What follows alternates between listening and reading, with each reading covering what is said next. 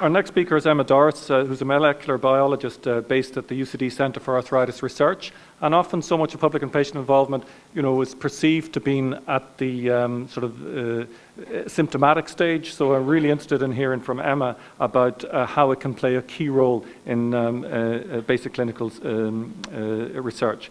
Emma's currently investigating DNA of individuals with and without disease, which can be used for diagnosis or can inform treatment, and has played a lead role in UCD in developing the patient voice in arthritis research. Thank you very much. I'm going to stand over to the side so I can actually be seen. So I work in the area of rheumatic diseases. Okay, so that encounters over 200 different disease types and across the life cycle. So a lot of times we think of arthritis as a disease of older people, but actually you can get arthritis at any stage of the life cycle. So I'm going to use the general term arthritis a lot of the time, but that encompasses all those different diseases. Okay, so I'm just going to introduce who I am. A lot of you will not be familiar with me. So there I am presenting at Europe. I work very much on what we call translational research. So I work in the lab looking at cells and sometimes patient samples, but I never deal with patients. My background is in inflammation and then cancer, more recently in rheumatology, with the immune system being kind of a recurring theme throughout my career. I work here in the UCD Centre in the Conway Institute. And I do all these very sciencey things. I look at cells in dishes, and I use all these very, very high-tech machines in my day-to-day work. But it may be interesting for you to realize that this is one of our lovely joints. You have a nice healthy joint with lots of pink cartilage on one side and a destructive joint with arthritis where the cartilage is missing there, and that's the things that I do day-to-day. But this isn't my research, okay? And that's a key thing that we often don't think about in basic research. This is my methodology, okay? They're different things. So it's really important for people in the basic research aspect to realize that PPI, it's not about unleashing the public or bringing the public into your lab for them to conduct research for you. That's not what it's about. And because we often look to things like citizen science, sometimes that's what we think of, because that's a lot about around data collection.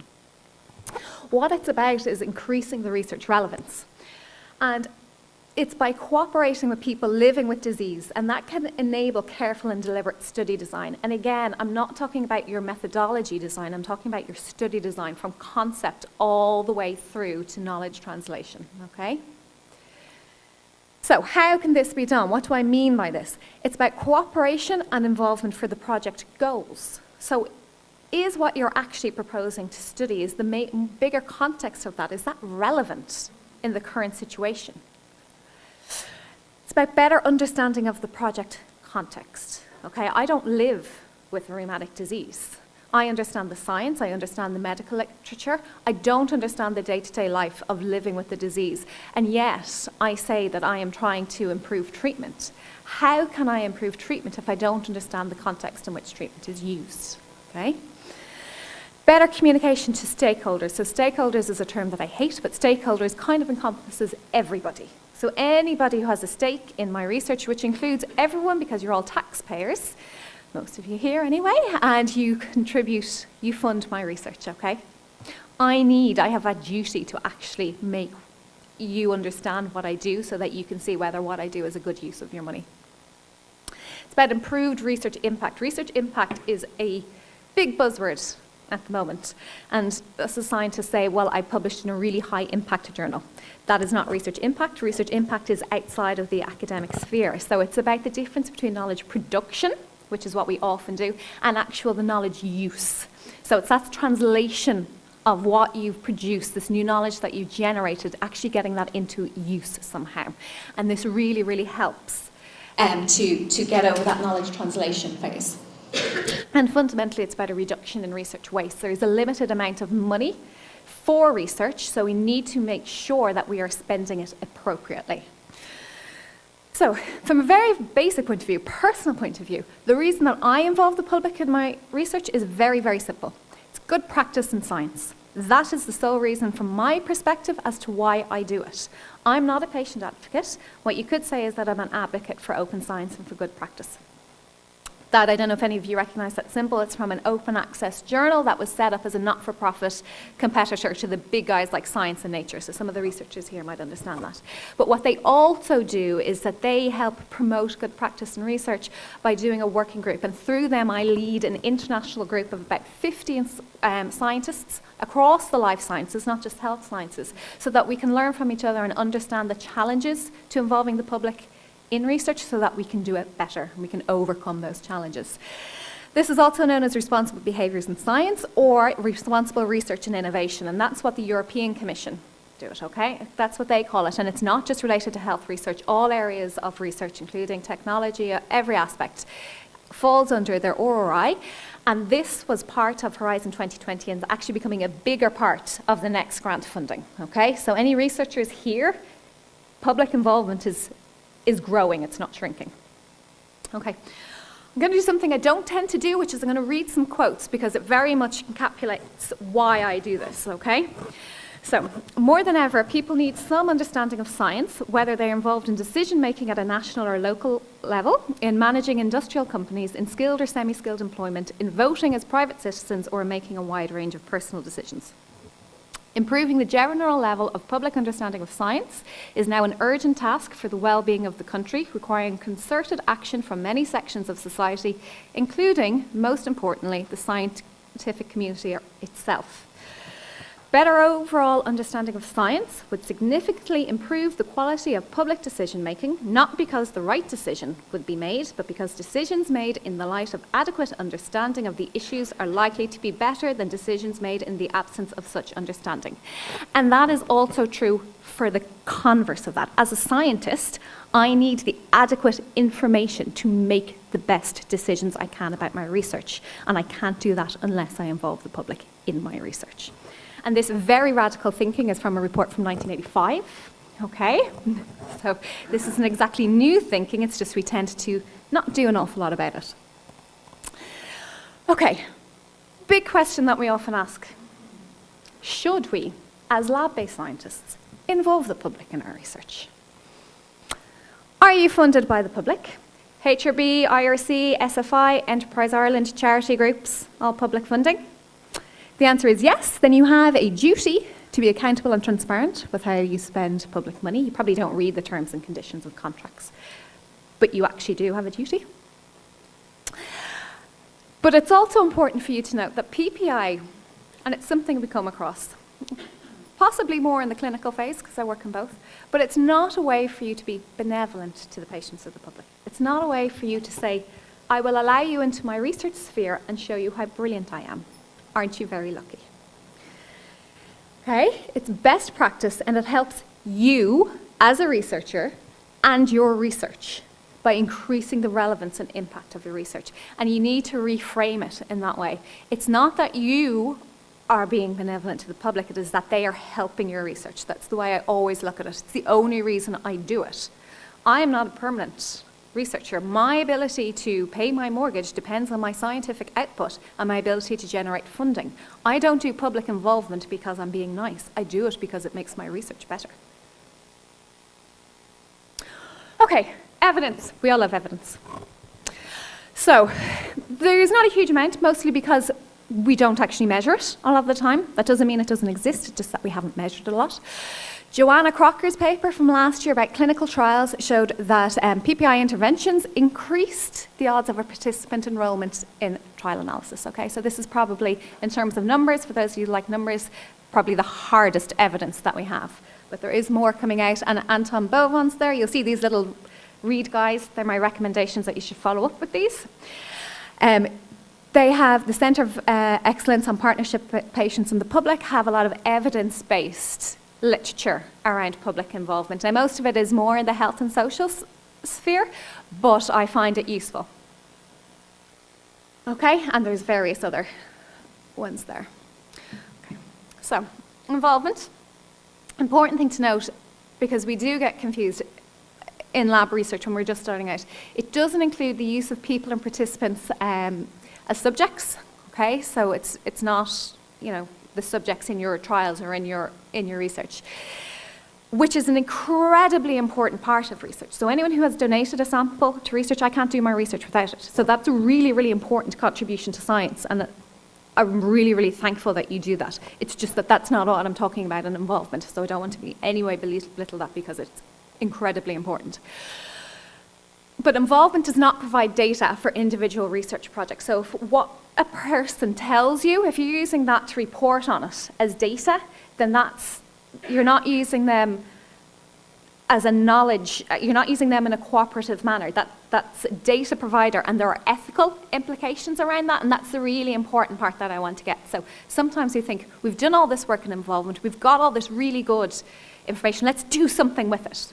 Do something with it is make your research better. It's not then publish on it, because you would have had to it's a different ethical situation because of how you're using the data, okay? So that would not be an ethically relevant study to do. And I just want to make that point quite explicit. And again, the best thing I've read about this is the BMG editorial by Christian Liabo, and it's fantastic for just clarifying the distinction between patients as data providers and patients as active partners. And for anyone that's unsure around that, that's a fantastic, fantastic editorial. Okay. Right, and I always see that, so patients involved as partners in research, they're asked to bring their views and experiences to the table, not as data, but to contribute to the decisions. In basic research, it's usually around design, conduct, and reporting of research. Lots of terminologies in this field, and they vary depending on whether you're looking at the data from the UK or from Europe or the US or Canada. So, inform, I always think of as a one-way discussion. So I'm here talking to you, I'm informing, okay? So it's a one-way dialogue. The public receives information about your research. So things like lab tours, public lectures, news articles, these are all good, these are all beneficial, they're just not involvement. Consultation, again, it's a one-way dialogue, but it's the other way around. So you've asked this very specific question, the public give you the answer to that, but there's no two-way communication on it, okay? So then you would have involvement, which is that two-way dialogue. So the public, ideally, you involve them throughout the research process. It's not always possible, but there's a defined role and some level of decision-making. So examples would be research advisory groups, communication partnerships, which I'll explain a little bit more, and governance on a project. But it's always that two-way, okay? There's back and forth with it. And then partnership has an equal or joint level of decision-making. We do this less so in the basic sciences, but it is possible. And small, but predominantly it'll be more towards the involve aspects. Okay, so I'm going to give you context of this, the difference between the benefit of consulting versus involvement, okay? So we were considering a project into a common drug used for rheumatoid arthritis. It's called methotrexate. So we started out by sending a couple of questions around methotrexate about the views on it. And one of our patient insight partners got back and said, with this quote, so methotrexate has ingrained a lifelong hatred of yellow. Okay, that's methotrexate there on the bottom, it's yellow. I used to love yellow and now I can't bear anything yellow, all right? So wasn't something I'd come across before. And this is part of a drug design, early basic drug design intervention we're doing. So if you're brainstorming based on that quote, something that you might come up with is, okay, well, we're doing drug design. Maybe we can make the drug not yellow, okay? So, yeah, it's possible. But because we had the involvement and we had the two-way dialogue, when we did the follow-up and we're chatting to them, I said, I hadn't heard about this. Like, there's lots of drugs that are different colour. Why yellow? And she went, oh, it's not actually the yellow. It's the fact that when I was given it, because she had arthritis as a child, she had juvenile arthritis, she said, I used to always be given it on a Friday, okay? Because the side effects is nausea and severe nausea, and she'd like, I puke all Friday evening and into Saturday, completely ruined my weekend. They always gave it on a Friday, so I'd be fine for school on a Monday, so I wouldn't miss school, but I missed all the great stuff, okay? So the issue wasn't yellow. The issue was the side effects of the drug and the way we use it. And that's the difference in the level of information that you get from just a one-way dialogue versus a two-way dialogue, okay? So, lots more. Okay. So, the reason a lot of you will have started thinking about PPI is because the HRB started asking a question about it. Currently, it's not graded, but I believe it is starting to be from next year. graded and marked on the grant application. The medical research charity groups is very pro-public involvement. The BMJ, which I'm sure some of you have heard of, it's one of the main journals, but not just the BMJ, all of their sub-journals also have patient reviewers on the panel now, so they will make decision on whether something gets published. The European Commission is pro it. People like Versus Arthritis and various other research charities, some of their applications that goes to a patient panel first, and they decide what goes to full review or not. Okay, so it's becoming more and more important, right? So that's your stick for why you do public involvement. So your carrot, we've discussed a bit, but I just want to highlight two of these things, which is the motivation and focus. I do work in this area because I love the science. I'm what you would call a science nerd. I have no problem saying that. But I get such a different motivation and understanding of the benefits of my research. It really focuses me on really wanting to hit those outputs that I've said I'm going to hit, and really think carefully about what outputs I am going to say I'm going to hit. And the novel perspectives and new ideas. If you are trying to find your niche in science, especially as an early career researcher, if you only rely on what's already been published, spoken about in conferences, or already in the literature, then that's not new. You can get a huge amount of ideas and novel perspectives by talking to the people that actually live day to day, whatever you're studying. Okay, this is some of our wonderful research stakeholders. Didn't know some of them were going to be here, but they are, right? So I have to communicate differently to each of these groups, okay? And that's my responsibility to do so when I'm asking them to be involved in the research. And I have gotten to know these people through the patient voice in arthritis research. So 2 years ago, we did no patient involvement, absolutely none. Now we have over 80 patients who are actively involved across 6 different projects, and we have applied for 3 other projects, all of whom have patients involved with it, okay? We didn't plan for it to be this big. And I think one of the reasons that it has become so successful is because we developed it with our patients, okay? I spent about 6 months actually trying to understand and research and figure out the best way to do this. And there's lots in the health and social care, but it really didn't apply to the type of research I was doing. So I went out and I talked to people. And the wonderful thing, if you're looking to start in PPI, talk to people. It's the most amazing thing. People say, yes, I will talk to you without having to do 15 follow-up emails. It is fabulous. But I decided on a couple of aspects that we should be able to follow through on and grow. And then I brought those in a meeting with patients and said, what do you think? Is this the right thing to do? Or is this something you're interested in? Are you on the right track? And we got somebody in to actually annotate that meeting, completely neutral from us or the patients. So they were an independent voice to actually write up what was being said. And most importantly, then we acted on what had been said. So I'm going to tell you some of the learnings that I've had through the patient voice. And I set up a group so that all of our researchers would have a patient pool where they could access, so that the time it took to actually identify the patients, they wouldn't have to have that I'd had to have trying to go out and find them. They'd be there, but also the patients wouldn't have that 800 people coming at them, because it's usually the people that are more accessible that get asked. And the last thing I wanted was the same patient being come after for 800 different things all from the same lab and going, do you not talk to each other? Okay, so learnings from that, key points. Be very clear and transparent about what your involvement opportunity is, and critically, what it is not. What are you asking the patient for help with? What are you not? Okay, what is the remit? Okay, you don't want to overpromise, you don't want to underpromise, you need to give the information. Know what you want. Just loads of people go, I'm interested in PPI. Okay, why? That's the end of the conversation. They haven't thought about it. Consider the time commitment that your public partner will be, how you're going to use their input, all these kind of things, because if you don't know, how can they know what to be doing? Simple room. Wouldn't ask it of a colleague or supervisor, don't ask it of your public partner. Would you ask somebody that you very much respect in the scientific field to travel for 2 hours to a building that you haven't given proper directions to come and find me to meet for 10 minutes between my lab experiments to kind of tick a box for me? No, of course you wouldn't. There's lots of different ways. Show respect to them as a colleague, as a co-worker. Okay, Where do you access the public? Clinic is common in the UK. There are issues around it in Ireland. We did not take a clinic approach, and somebody mentioned about the power dynamics. It's precisely the reason we did not go near clinics when we were recruiting. We took solely a community-based approach because we wanted a peer-to-peer relationship. There are, look at your own institution. There might be networks in there already. There are societies that you can get in touch with, European-wide.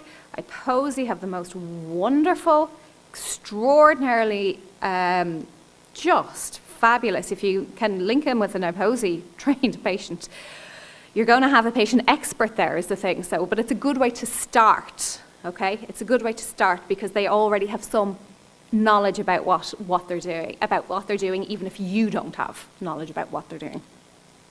Charities are really important. Do not overlook your own network. It's public and patient involvement. You have your own network. If you're, especially in the communication space, ask somebody that you know that doesn't work in science if this makes any sense to them, okay? And then community. Get out, put your walking shoes on, go out to the community and ask, okay?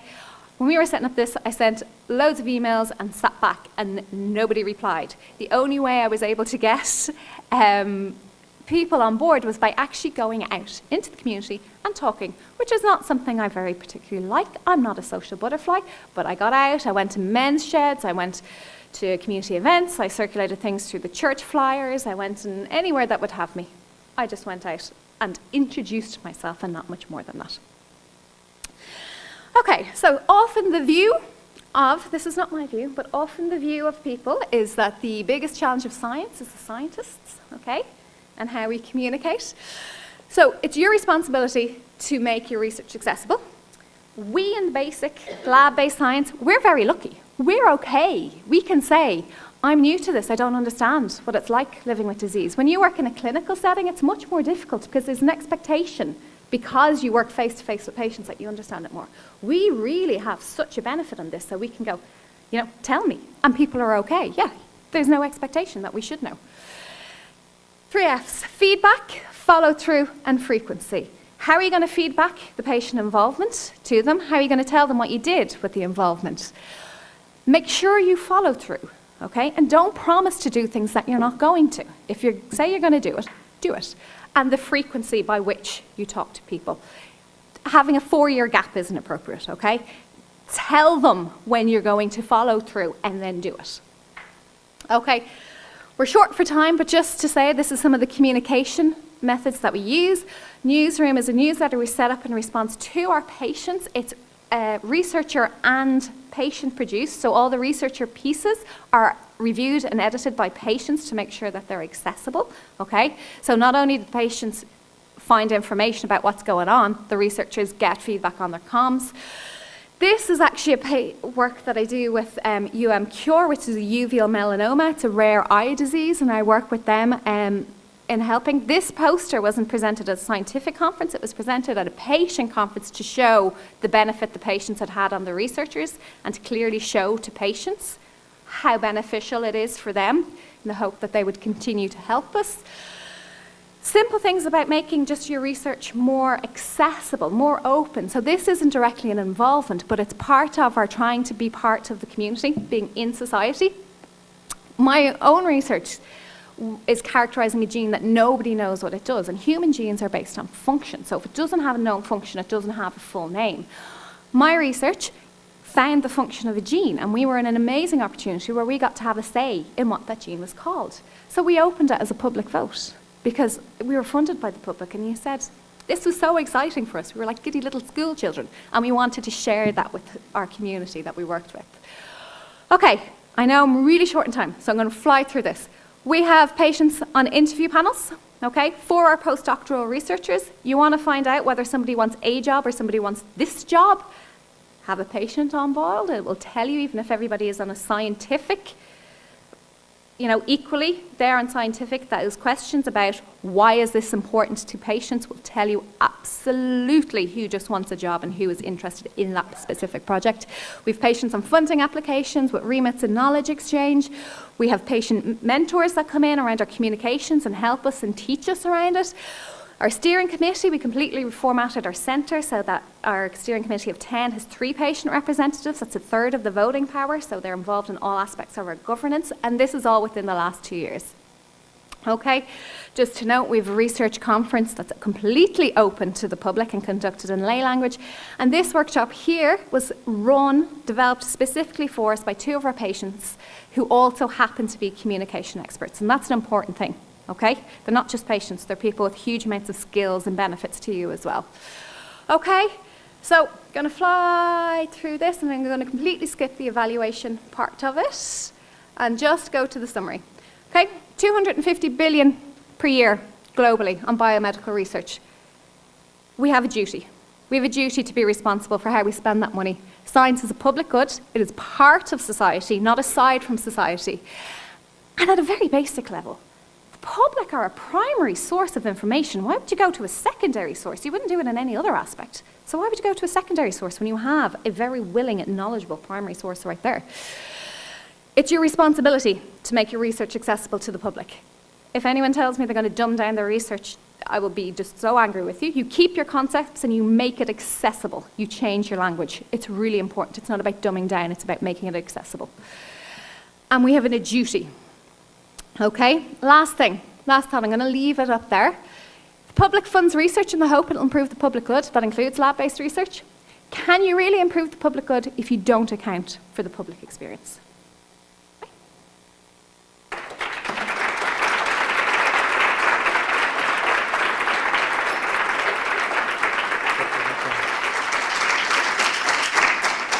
Thank you very much indeed, Emma, for that really insightful talk on, as I said, basic science. And really the advances that you've made in 2 years are really remarkable. So again, open to the audience. We have roving mics if people can put their hands up and introduce themselves. And if we have a few hands up, we can move the microphones quickly. So I see one on the top left. Hi Emma, thanks for the talk. Katrina Creeley, HRB. I'm just wondering how you went about getting resources together to actually resource this involvement and this activity. So most of it is beg, borrowing and stealing to start off with. We had a lot of it was done on voluntary basis, and now any project that we do, we budget for involvement. We go through institutional resources where we can. For the conference, we got a HRB event grant for that, so thank you. But a lot of it is about looking into the future for it. So absolutely every single grant going forward, we now budget for it. But a lot of it is really, involvement doesn't have to be any huge. It might be going to meet for somebody, a couple of people for a chat in a coffee shop, so that costs, the price of a cup of coffee to get that information in. So it doesn't have to be really expensive, but the biggest resource was time, and I gave that voluntarily in addition to my lab research. Yeah. We have a question over on the right hand side. Thanks very much, Emma. That was fantastic. My name is Sandra Galvin. I'm the Programme Manager for the HRB Trials Methodology Research Network. But actually, my question relates to a previous hat I used to wear many years ago. I was one of those people beavering away in the lab. I won't call it basic research, but anyway, I suppose I remember what that was like. I remember, you're focusing on a tiny part of some bacterial DNA, and it's so narrow and it's so beavered right down to something very small. And I've seen, I suppose, in my current role, the strides and the huge advances that researchers who do deal directly with the public and patients, that they've had to make to get to where we are today, that PPI is now a thing that is recognised. How are the people who, I suppose, beavering away in the lab, who never deal with the public, never deal with patients, don't have to go there? I mean, I think of the academic conferences I used to go to, and there would be entire sessions on just one fragment of a gene. How do you relate that? I suppose I'm wondering about the journey that's going to have to make. And I think your examples are fantastic, but I suppose how do people beavering away in the lab get to this stage and see the work that you're doing and see these examples, and if there's anything being done in that space? I just think it's kind of a mountain to climb. It is a mountain to climb, and the thing is, most people, so I do some research into it as well, as just being involved in it, and we did a global survey of life scientists around this, and 90% of them were lab-based. And they are they understand the benefit to the public. They understand the benefit to lesser, but there is still a significant proportion understand that there is a benefit to them as researchers and to their research. The biggest barrier is actually in the impact it could possibly have on their career. That's the main thing. Because, especially when you think about tenure track, which isn't the exact same here, but it's very, very similar, our ability to generate income is based on the funding that we get in and the papers that we put out. We may talk about impact, but when our grants are being reviewed, especially at early career, that's really what's looked at, okay? And there is that worry that time spent involving the public is time spent outside of the lab. It's time spent away from writing those papers. So even if the end paper might be more relevant, if it takes a longer time, is it actually a harm for us? And you see that the people in basic science who are more likely to have involved the public are those who are more advanced in their career and have an aspect of permanency, even though the intent is there at the earlier stage.